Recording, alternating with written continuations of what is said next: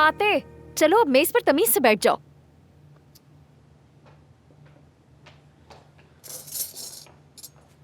मैंने अचार बनाकर रखा हुआ है, वो भी ले आओ जरा। जी अभी लेकर आती हूँ मैं। बहराम बाबा को गरम सूप बहुत पसंद है। जैसे ही वो बैठे फौरन ले आना और लाल मिर्च भी रख देना। ठीक है। ठीक है नहीं जी बेगम साहिबा, ये कहना मुझे। जी ठीक है बेगम साहिबा।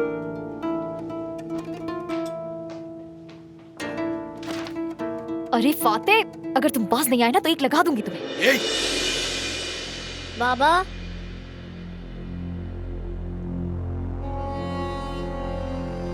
एक भी थप्पड़ मारा ना, इससे तो अच्छा नहीं होगा। हामिद जान, अगर तुम इसके बाप हो तो मैं भी इसकी माँ हूँ। 9 महीने पेट में रखा है इसे मैंने, और तुम मुझे कह रहे हो कि बच्चे को डांटना नहीं है। मैंने कह दिया हाथ नहीं लगाओगी तो नहीं लगाओगी। समझ गई मैं, ये सब कुछ तुमने उस गंदी औरत से सीखा होगा, चुड़ैल कहेंगी। फाते बेटा जरा 2 मिनट के लिए बाहर जाओ। बात सुनो मेरी, मेरे बच्चे थप्पड़ खाकर बड़े नहीं होंगे जनान। इसके बाद मैं समझाऊंगा नहीं तुम्हें। बस मुझ पर ही रोप जमाते रहना तुम। अपने बाप के सामने भी यही करना, और उस लड़की के सामने तुम तो खड़े भी नहीं रह सकते, गूंगे हो जाते हो तुम तो उसके सामने। जानान। क्या जानान? क्या गलत कहा मैंने? देखो मैं यहाँ हूँ, वो कहाँ है? छोड़कर चली गई। मैंने कभी छोड़ा तुम्हें? हाँ, क्या हार मानी मैंने हामिद? मैं तो तुम्हारे साथ रह रही हूँ जबकि तुम मुझे चाहते भी नहीं। और उसने क्या किया? बताओ क्या किया उसने? चुप क्यों हो गए? छोड़ दिया ना तुम्हें। बस करो, बहुत हो गया। सच तल्ख होता है, लेकिन अब तो तुम्हें सच और झूठ का भी फर्क नहीं नजर आता।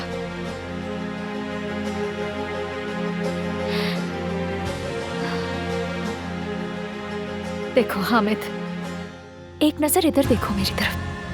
कौन है जो तुम्हारी सच में परवाह करता है? बताओ कौन है जो तुम्हें अपनी जान से ज्यादा मोहब्बत करेगा?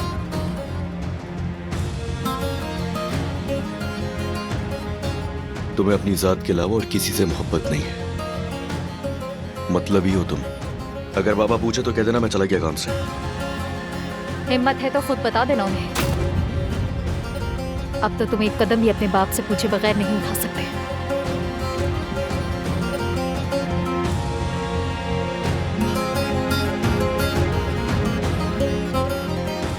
खुदगर्ज इंसान।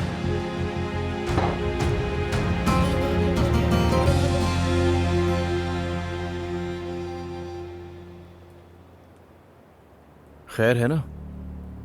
अब क्या चाहते हो?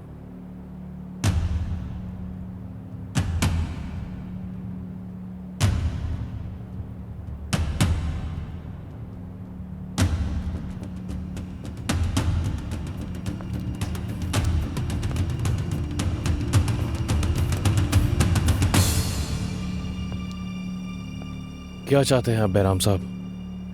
वाह, तुम तो वाकई बड़े दिलेर निकले। ये बात अच्छी लगी। यानी मैंने सोचा तुम्हें अच्छे तरीके से जान लूं। सिनान कहूं या जनरल मैनेजर? लेकिन हम तो पहले भी मिल चुके हैं। आपके आदमी भी आए थे मेरे पास, बहुत मार कर गए थे।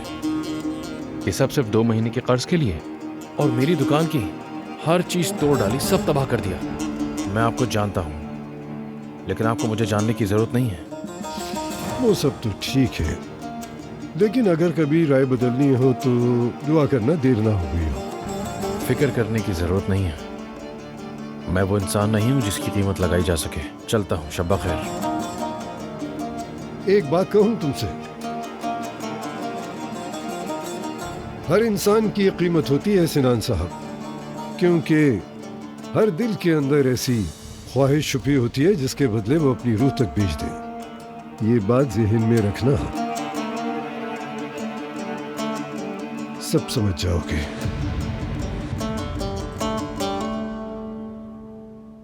जी बिल्कुल अदनान भाई, मैं ठीक हूँ, आप फिक्र मत करें। चलो ठीक है सुहा, मैं तुम्हारे लिए परेशान हूँ। नहीं भाई, आप परेशान नहीं हो। अपने नए घर पर ध्यान दें और बाकी सब पर। मैं अम्मी और लतीफ के साथ हूँ भाई, उमूद भी साथ है। सब ख्याल रखते हैं, आप बिल्कुल फिक्र मत करें। अच्छा तो अब तुम क्या करोगी सुहा? मैं आज़ाद हूँगी भाई, अपने तौर पर। यानी अपने खानदान के साथ मेरी अम्मी, लतीफ और यकीनन आप भी। मैं अपना फैसला खुद करना चाहती हूँ। मैं कौन हूँ? अगर ये सब कुछ ना होता तो कैसी होती? मुझे कुछ नहीं मालूम। मुझे कभी मौका ही नहीं मिला कि मैं खुद को जान सकूं। जिसने तुम्हें मौका नहीं दिया उसे इल्जाम दो। तुम कसूरवार नहीं हो। नहीं भाई, मैं ऐसा कुछ नहीं कर रही। आप बिल्कुल भी मेरी फिक्र मत करें। मुझे तुम पर बहुत फख्र है सुहा। सुहा, ये कौन है? मुझे नहीं पता। क्या ये हामिद की आवाज है? हामिद क्यों आया वहां? मैं देखती हूँ, आपको कॉल करती हूँ, ठीक है? सुहा, अदनान, क्या हुआ? मुझे वहां जाना होगा जबरूत। लेकिन तुमने कहा था तुम वापस नहीं जाओगे। वहां मेरे खानदान के सारे लोग मौजूद हैं, उनको अकेला नहीं छोड़ सकता मैं जबरूत। जल्द आ जाऊंगा, फिक्र मत करो।